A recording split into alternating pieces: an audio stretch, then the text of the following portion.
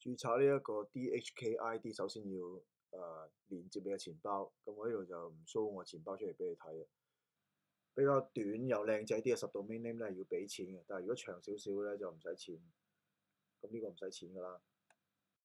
咁我好貪心咁樣咧就reg 佢呢個名咧 reg 足30年啊，到我死咗應該都仲未過期嘅，我估。anyway 喺度隨便填嘅啫。咁然後下邊咧有個 set profile 啊，咁啊點擊呢個 set profile 咧可以 upload 自己張相上去啦，同埋即係有個 banner 咁樣啦。咁我隨便揀咗兩張相啦。然後仲有其他嘢填嘅，包括你個名啦，你個 email 啦，你個 website 啦，同埋